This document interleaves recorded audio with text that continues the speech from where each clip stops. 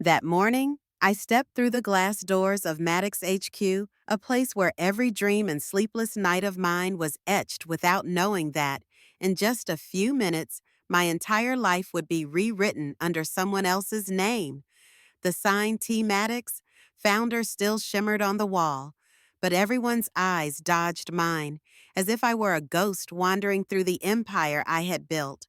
I once believed I'd be welcomed as a leader after all those years of dedication, but instead, my father looked me straight in the eye and said, "From today, your sister will be CEO. You're just the builder." No warning, no explanation, just a faint smile and a nod. As if I had never existed. I didn't cry. I didn't beg. I just gripped the old pen in my hand, a gift from my mother on graduation day, and told myself if they want me to be silent, I'll show them the silence of the betrayed. Not surrender, but the beginning of a war, quiet yet powerful enough to shake the very walls I once raised. The morning air outside Maddox HQ was crisp, tinged with the scent of cedar and concrete. T. Maddox paused at the entrance, her reflection caught in the glass door's navy blazer. Steady gaze, the name T. Maddox, founder still etched in steel behind the reception. For a moment, it meant something. She straightened her lapel, drawing a breath that steadied her heart. Today was supposed to be a routine quarterly meeting, a celebration of the company's latest expansion, a victory she had fought for. Night after night, pitch after pitch. Inside, the lobby buzzed with a strange energy. The front desk clerk gave T a nervous smile before quickly looking away. Something was off. As she walked toward the main conference room, a young assistant, someone she didn't recognize, hurried up. Nearly breathless, "Ms. Maddox, here," the girl said, thrusting a glossy program into T's hand. "We weren't sure if you were coming early." Before T could ask, the assistant was gone. T glanced at the program. CEO Transition Ceremony Honoring Legacy, Embracing the Future. Her name was there, but buried T. Maddox, founder. No speech slot, no mention of ongoing leadership. Her heart thudded. The polished marble floor suddenly felt unstable beneath her feet. She pushed open the boardroom doors. Everyone was already there, investors, executives, her parents, and Leora. Her younger sister stood near the podium, radiant in a tailored ivory pantsuit, basking in the glow of attention. T's usual seat was gone, replaced by a placard reading Chief Strategy Officer Leora Maddox. An usher waved T to the far end of the row, no nameplate, just a chair. The room dimmed. A warm spotlight illuminated the stage as Victor Maddox, her father, stepped forward. "Today," he began, "we celebrate the foundation this company was built upon, and we honor the quiet builder behind it. My eldest daughter, T." Polite applause. "She's the hammer, the stone, the reason we have walls and vision." T's throat tightened. Something inside her warned he's not done. "And now," Victor continued, turning toward Leora, "we enter a new chapter, one of innovation, visibility, and brilliance. Please welcome our new CEO, Leora Maddox." The applause thundered. T sat motionless, unable to move. Leora took the stage and began her speech, one T recognized instantly. She had written those words herself years ago for a company culture video during the darkest days of the pandemic. Leora had lifted it, line for line. A colleague, Alan from marketing, caught T's eye. She managed a small nod, a forced smile. She would not cry, not here, not in front of a room applauding her replacement. Her mother never looked at her, only at Leora, beaming with pride. It hit T with the cold force of betrayal. They had planned this for months, without her. T's hands clenched under the table, not shaking, just still like stone. Her fingers brushed the old fountain pen in her blazer pocket. Engraved TM Keep Building, a gift from her mother when she got into architecture school. Now it felt like a relic from another life. She didn't storm out. She walked past the applause, past the glass doors, and straight to the elevator. Her face steady, her spine straight. But inside, something was unraveling quietly, but fast. The elevator doors opened to a hallway that once greeted her with pride. Now it stared back, sterile, as if she had never belonged. In her office, the first blow landed. She sat at her desk, powered on her computer, typed her credentials, access denied. Again, locked out. Her heart didn't race, it slowed. Her assistant, Fiona, peeked in, hesitant. They said your account is undergoing a transition. Per new leadership protocol, T asked for access to her project files. Fiona looked away. I'll have to check with Leora. T walked the halls. She had built collaboration spaces, innovation hubs, her portrait replaced by a generic poster. Success is a team sport. Even the holes from the old frame hadn't been patched. At the new executive wing, a space T had personally funded a gold plaque now read, Leora Maddox Leadership Center. No mention of T, not even a line. She left, not hurried, not ashamed, but not ready to scream either. In the parking garage, she sat in her car, silence thick as the ticking of the cooling engine. She scrolled past her family in her contacts, stopping at Jude, her old legal counsel. She didn't call, not yet. Instead, she opened her journal. They took everything with smiles, but I kept one thing the truth. She underlined it twice. Something shifted inside her, not anger, but a dense, quiet resolve. She clicked her old pen open and began to write again. T barely slept that night. The city outside her apartment was hushed, but her mind spun with fragments her father's speech, Leora's borrowed words, the applause that felt like a funeral march. She sat at her small desk, the old fountain pen in hand, journal open to a blank page. The words came out steady, even if her heart wasn't. They took everything with smiles, but I kept one thing the truth. By dawn, she was at her window, watching the skyline blink awake. She showered, dressed in a dark blazer, and tucked her key card into her bag by habit. The company might have erased her name from the website, but the walls still remembered who built them. Midtown traffic was gentle that morning. The security guard at Maddox HQ nodded at her out of habit, then hesitated, eyes flickering to his walkie-talkie. T kept her stride, head high. At the elevator, she reached for her badge. Nothing. She tried again. Still nothing. Behind her, a young receptionist called. Ms. Maddox T turned. The woman's fingers twisted nervously. I was told not to let you up. I'm sorry. T nodded once. Not at the woman, but at the absurdity. No directory listing, no working badge, no clearance in the very building she'd helped finance from blueprint to brick. She stepped aside, waiting in the lobby like a guest in her own life. Then Leora arrived, gliding through the revolving doors in beige slacks and a crisp blouse, green juice in hand. She spotted T and smiled, all polished confidence. Well, you're early, Leora said. I work here.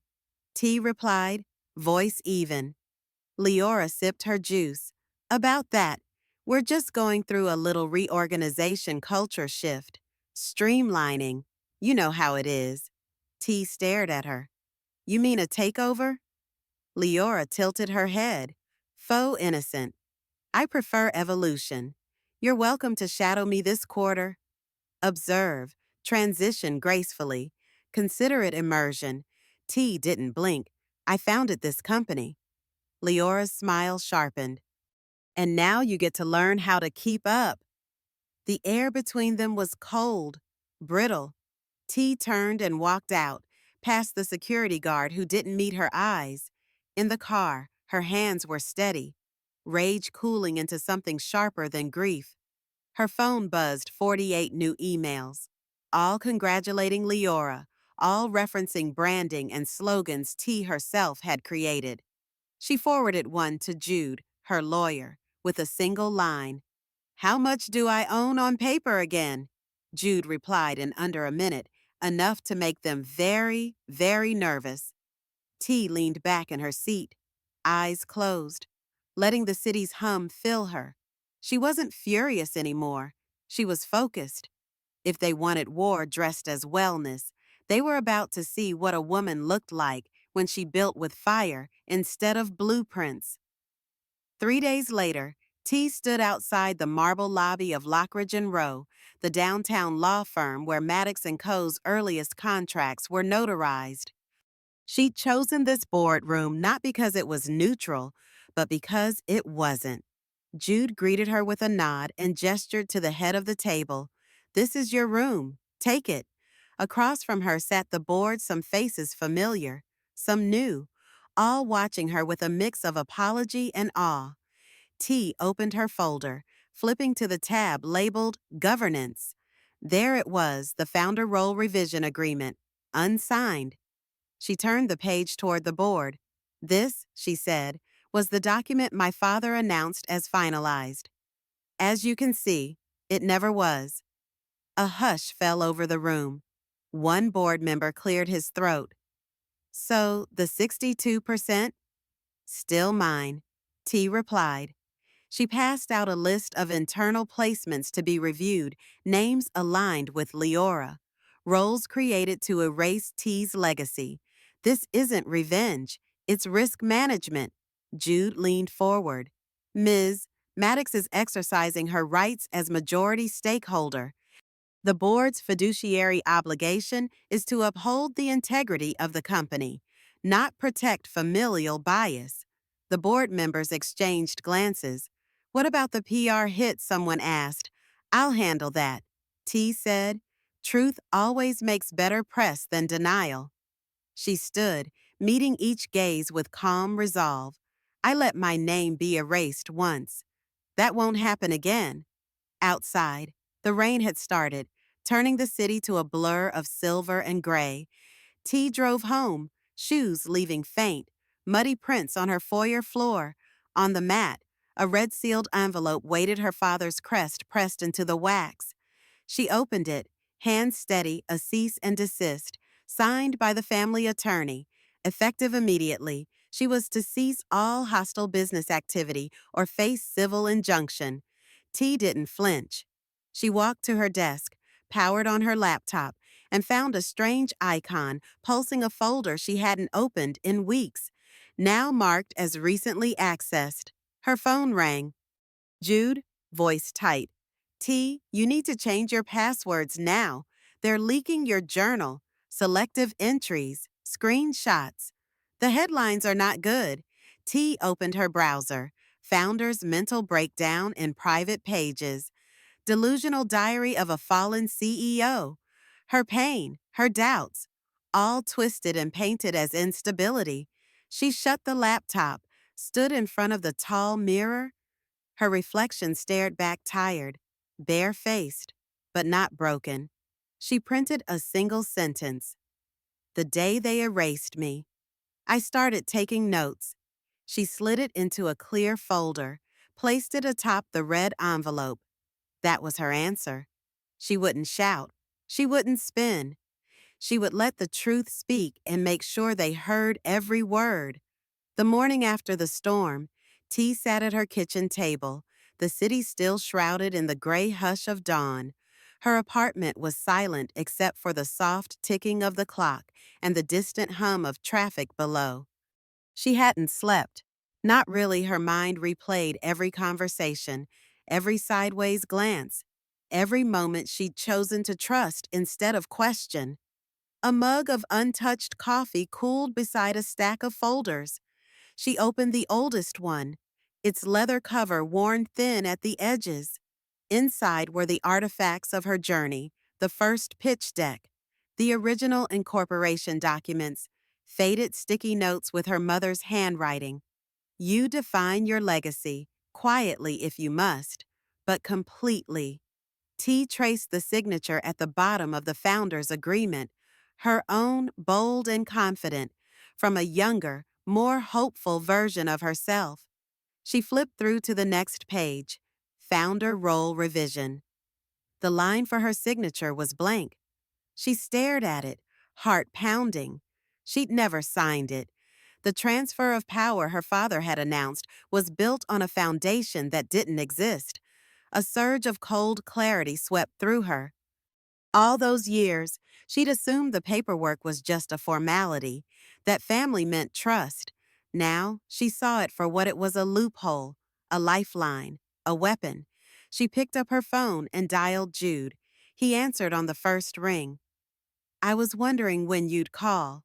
T's voice was steady. I need you to review the founder's agreement. There's a revision here that was never executed. Jude's tone sharpened. All business. Send me a scan. Now. She did, hands trembling only slightly. Within minutes, his reply buzzed back, T. You're still the majority stakeholder. Legally, they can't remove you. This changes everything. T closed her eyes, letting the truth settle. The betrayal stung, but beneath it was a fierce, rising resolve. They thought she would walk away quietly. They thought she would accept being erased. They had underestimated her again. She spent the day gathering every document, every email, every scrap of evidence that traced her hand in the company's rise. She cataloged her capital contributions, her patents, her leadership in every major deal. She wrote out a timeline of decisions made without her consent, noting every instance where Leora and her parents had acted as if the company was already theirs. By evening, her living room was a war room, paper spread across the table, sticky notes marking leverage points, a legal pad filled with bullet points and questions. She called Alan from marketing, her most loyal colleague. His voice was weary but hopeful. I knew something was wrong. T, I'm with you. Whatever you need. T thanked him, feeling the first flicker of hope. She wasn't alone. There were others who remembered, who had built Maddox & Co. from the ground up, who knew the difference between branding and building. Late that night, as rain began to patter against the windows, T drafted an email to the board of directors. She kept it simple, direct, impossible to ignore. Dear Board, it has come to my attention that recent decisions regarding company leadership and structure were made based on incomplete or invalid documentation. As the founder and majority stakeholder, I request an immediate review of all relevant agreements and a meeting to clarify the legal standing of current executive appointments. Please see attached documents for reference. Regards, T. Maddox. She hit send, then leaned back in her chair, exhausted but clear-headed. The next move was theirs, but the board would have to face the truth on paper, in public, in front of every investor and employee who had ever believed in her vision. T stood and walked to the window, watching the city lights flicker through the rain. For the first time since the ceremony, she felt the weight of fear shift into something else, anticipation. The storm wasn't over. It was just beginning, and this time, she would not be silent. T woke to the sound of her phone vibrating insistently on the nightstand. The sun had barely crested the skyline, but the world was already moving, just not in her favor. A string of unread messages, missed calls, and news alerts flashed across her screen. She scrolled through them with growing dread. Her name was trending, but for all the wrong reasons. The headlines were relentless. Founders meltdown, private journals, leak paint T, Maddox as unstable. Inside the downfall of Maddox & Co.'s invisible builder. Each article quoted lines from her personal diary, ripped out of context and twisted into evidence of incompetence, paranoia, and emotional volatility. The words she'd written in her lowest moments about exhaustion, betrayal, and doubt were now ammunition in a public war she hadn't chosen. T's hands trembled as she read. She remembered the old folder on her desk, the one she'd left open the night before. It was still there, a silent witness to her sleepless night. She closed it gently, as if to comfort herself, then stood and walked to the window. The city outside looked unchanged, but everything felt different. She was exposed, vulnerable, and if the internet was to be believed already defeated, a sharp knock at the door startled her. It was Alan, his face drawn and anxious. "T, have you seen the news?" She nodded, unable to speak. He hesitated, then handed her a printed email. It was from the company's legal team, a formal notice, signed by her father's attorney, demanding she cease and desist all hostile activity against Maddox and Kodo. The language was cold, clinical, and final. "They're trying to force you out completely," Alan said quietly. "Not just from the company, but from the story, from your own legacy." T felt the weight of it settle in her chest. For a moment, she wanted to give in, to disappear, to let them have their victory and her silence. But something stubborn inside her refused. She remembered her mother's words. "You define your legacy, quietly if you must, but completely." She picked up her phone and dialed Jude. He answered on the first ring. "T, I saw the news. Are you all right? I will be," she said. "But I need your help. They're using everything, legal threats, the press, even my own words. I can't fight this alone." Jude's voice was calm, reassuring. "You're not alone. I've already drafted a response to the cease and desist, and I've started compiling evidence of your ownership. We'll go public if we have to, but on your terms, not theirs." T nodded, even though he couldn't see her. "Thank you, Jude. I won't let them erase me." After the call, T sat at her desk and opened her journal to a fresh page. She wrote slowly and deliberately. "They took everything with smiles, but I kept one thing the truth. They want me to vanish, but I will not. I will let the truth speak, and I will make sure they hear every word." She closed the journal and looked out the window again. The city was waking up, unaware of the quiet war being fought in its midst. T straightened her shoulders. She would not be the silent builder any longer. She would reclaim her story, piece by piece, no matter how loud the world tried to drown her out. The days blurred together as T moved with quiet precision, her focus sharpened by betrayal and necessity. While her name was being dragged through headlines and her family tried to erase her, she worked late into the night with Jude, piecing together a case that was both personal and legal. Her apartment became a command center. Documents covered her dining table shareholder agreements, emails, patent filings, every contract she'd ever signed. Jude arrived each evening, his briefcase heavy with new findings. They spoke little, their conversations clipped and efficient, but a sense of solidarity grew between them. "This isn't just about you," he said quietly one night. "It's about every founder who's ever been told to step aside." T nodded, her jaw set.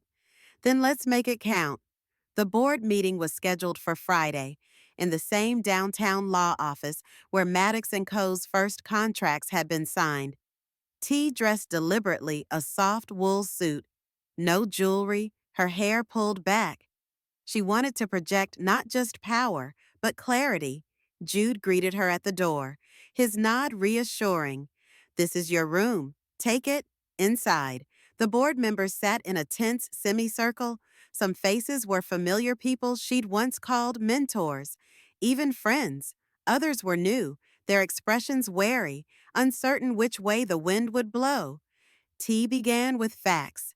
She opened the folder to the unsigned founder role revision, holding it up for all to see. "This," she said, "is the document my father announced as finalized. As you can see, It never was. The room fell silent. One board member, Mr. Redmond, cleared his throat. So the 62%, still mine, T replied, her voice unwavering. She passed out a list of internal placements and expenditures evidence of decisions made without her consent, all orchestrated to erase her influence. This isn't revenge. It's risk management. If you allow this precedent, you put every investor, every employee at risk. Jude followed with a summary of her legal standing. Ms. Maddox is the majority stakeholder. The board's fiduciary duty is to the company, not to family politics. There was a long pause. What about the PR hit, someone asked. T met their gaze. I'll handle that. Truth always makes better press than denial. The board adjourned, shaken and silent. As T left, she felt the first true shift in momentum. She wasn't just fighting for herself anymore, she was fighting for the company she'd built, and for the principle that work and vision mattered more than bloodlines or headlines. That evening, the company hosted a gala at the Peninsula Hotel, a glittering event meant to celebrate legacy and innovation. T arrived in a black velvet dress, sharp, deliberate, a statement. The ballroom shimmered with silver and white, but the air was thick with tension. Her father and Leora sat at the front, surrounded by investors and press. The host took the stage. Please join me in celebrating T. Maddox, this year's Pioneer of the Year. T walked to the podium, ignoring the plaque extended toward her. I didn't come to accept anything, she said, her voice steady. I came to correct the record. She pulled out the notarized ownership structure and held it to the microphone. This is the legal structure of Maddox Holdings as of 3 days ago, finalized and recognized under federal and state law. My sister was never CEO, not legally, not financially, not in any universe where truth matters. Gasps rippled through the room. Leora stood, her face flushed. That's a lie, she snapped. You signed the revision years ago. I saw it. T shook her head. No, Leora, you saw a draft. The final version was never signed. She turned to the audience. The truth is simple. The structure you praised, the brand you admired, the investors you've invited tonight, they were mine. I didn't build it for credit. I built it because I believed in something bigger than my own name. But since that name has been dragged, erased, and exploited, tonight I reclaim it. The silence was electric. T leaned into the mic one last time. I didn't inherit this company. I built it. And for the last 8 years, I've been funding it alone. She stepped away from the podium, her heels echoing on the marble floor. By the time she reached the hallway, her phone was buzzing texts, calls, a video of her speech already going viral.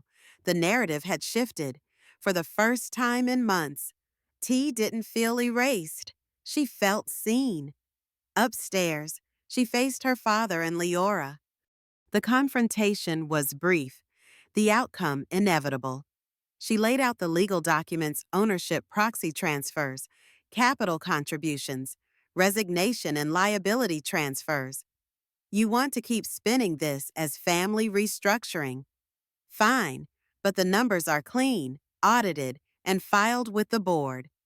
Now it's time to decide how you leave this story. Leora signed first, her hand trembling. Her father hesitated, then signed as well. T left the room without another word. That night, as the city glimmered below, T understood she hadn't just reclaimed her company. She had reclaimed her voice, her story, and her future. The morning after the gala, T awoke to a city transformed. The headlines were everywhere. Daughter turns the tables on dynasty. Corporate blood feud goes public. The builder reclaims her empire. Her phone buzzed with messages, some congratulatory, some apologetic, some simply stunned. But T felt neither triumph nor bitterness. What she felt most was a quiet, unfamiliar lightness. as if the burden she had carried for years had finally been set down. She spent the early hours walking the old neighborhood, the one where her dreams had first taken root. The streets were unchanged, the cracked sidewalk, the overgrown hedges, the faded mailbox still leaning left. But T was not the same woman who once ran up these steps. Backpack slipping from her shoulder, hope clenched in a sweaty palm.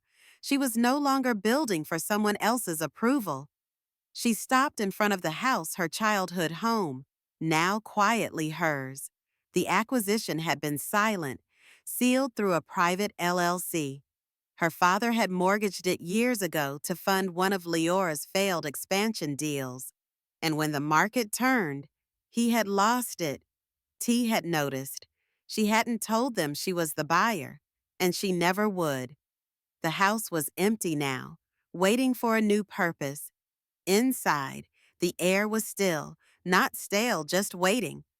T walked room by room, memories flickering like old film, the kitchen window catching the morning sun, the bedroom walls painted in soft creams, the spot on the floor where she used to sit with cereal and dreams. She left a folder on the counter, property documents, foundation paperwork, and a single card addressed to the new residents. This house wasn't for her. It was now the first project of the T. Maddox Foundation, a transitional home for women starting over. One room bore a brass nameplate, "For Eleanor Maddox, may you find the voice you denied others." T smiled at the irony. It didn't heal, but it spoke. Back in her apartment, T sat by the window with a pen in hand and a letter half written before her. She wrote to her parents not for closure, but for herself.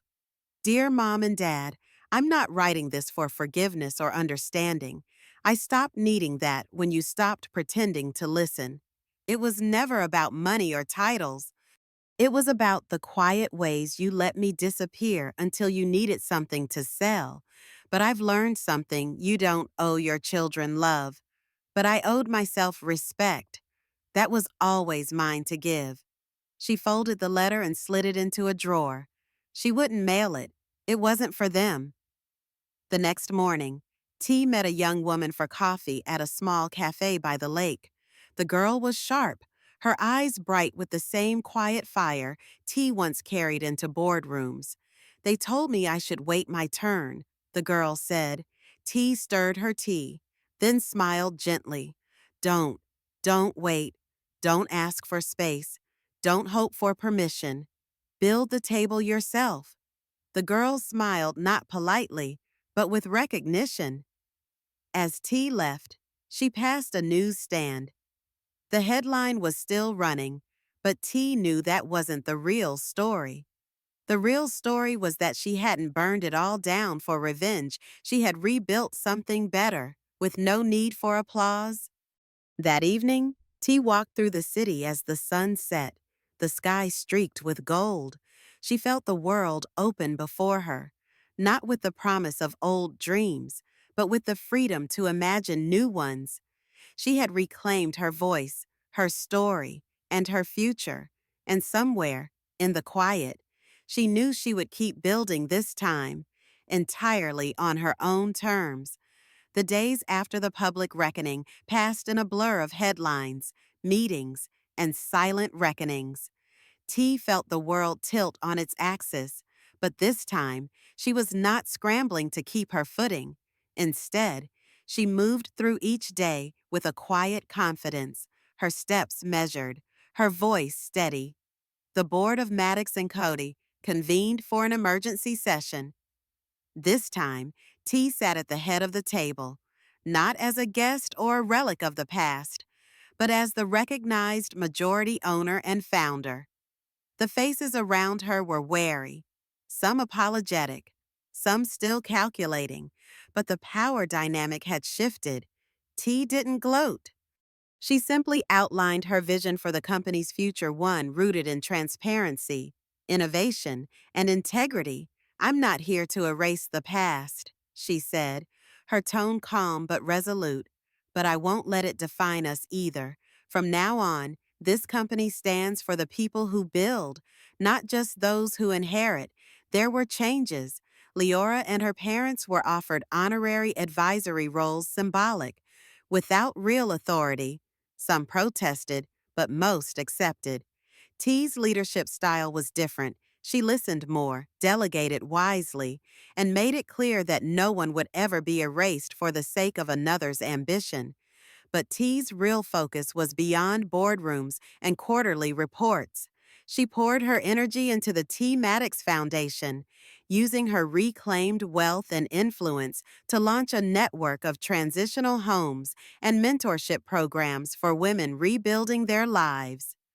The old family house became the flagship center, its rooms filled with laughter, hope, and the quiet hum of new beginnings. One afternoon, T walked the halls of the center, pausing in a sunlit room where a group of women were gathered around a table, sketching plans for their own ventures. She recognized the same spark she once saw in her own reflection: determination, resilience, the hunger to create something lasting. A young woman approached her, notebook in hand. "Ms. Maddox, can I ask you something?" T smiled. "Of course. How did you keep going when everyone tried to write you out?" T considered the question, her gaze drifting to the window where the city skyline shimmered. "You remember who you are," she said softly. "You keep building, even when no one's watching, especially then. And when the time comes, you don't ask for your place, you take it." The girl nodded, her eyes shining with understanding. That evening, T sat by the window in her apartment, watching the city lights flicker on one by one. She opened her journal and wrote, "Legacy isn't what they give you. It's what you build when no one is looking. I didn't win by fighting louder. I won by refusing to disappear." She closed the journal and let herself breathe. The pain of betrayal had faded, replaced by a sense of purpose she'd never known before. She had reclaimed her story not for revenge, but for the freedom to write new chapters on her own terms. As night fell, T felt the quiet satisfaction of someone who had finally come home to herself. The world outside was still full of noise, but inside, there was peace. She knew she would keep building not for applause, not for legacy, but because it was who she was, and that, she realized, was more than enough. The weeks after the storm were quieter than T had expected. The headlines faded, the boardroom drama became yesterday's news, and Maddox and Co. settled into a new rhythm, one shaped by transparency, humility, and the steady presence of its true founder. T no longer needed to fight for her place. She simply lived it. She spent her mornings at the Foundation's flagship house, greeting the women who now called it home.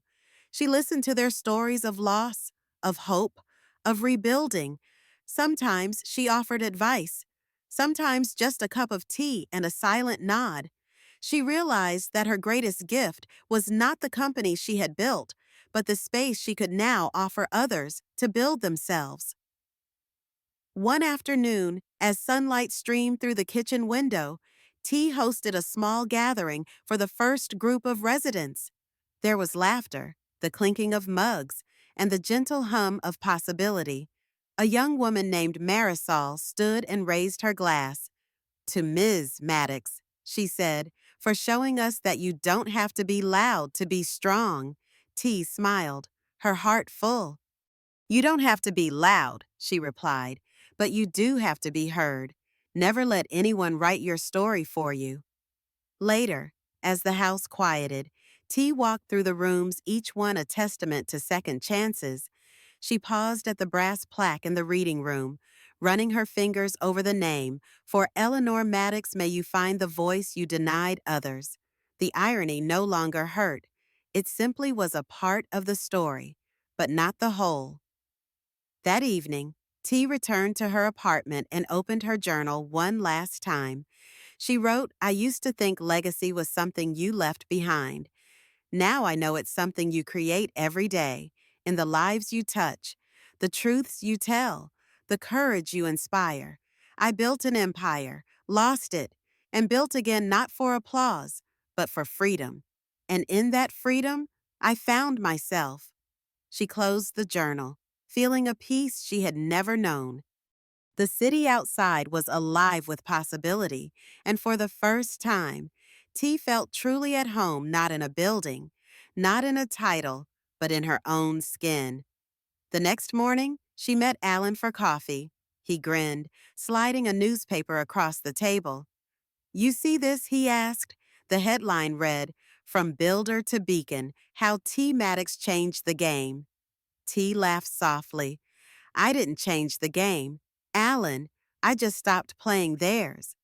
As she left the cafe, T saw a young woman standing uncertainly by the door, resume in hand, eyes full of questions. T paused, offering a gentle smile. Don't wait for permission, she said. Build your table, invite others, and when they try to move your chair, bring your own. The woman smiled back, hope flickering in her gaze. T walked into the morning sun, her steps light, her purpose clear. She had reclaimed her story, not with noise or vengeance, but with quiet, relentless truth. And as she moved forward, she knew her legacy would not be measured in dollars or headlines, but in the lives she helped rebuild and in the quiet certainty that she would never, ever be erased again. There are legacies that aren't carved on plaques or echoed in applause. There are victories that don't need a crowd, just the quiet, steady gaze you give yourself in the mirror. After all the losses, betrayals, and days when standing back up seemed impossible, I finally understood true worth isn't something others grant you, but what you build, protect, and pass on. I no longer need anyone's approval. I choose to keep building not for revenge, not for validation, but to open doors for those who, like me, were once denied. And if anyone ever asks about my legacy, I'll simply smile. It's the people who dared to rise, to begin again, and never let anyone else write the rest of their story.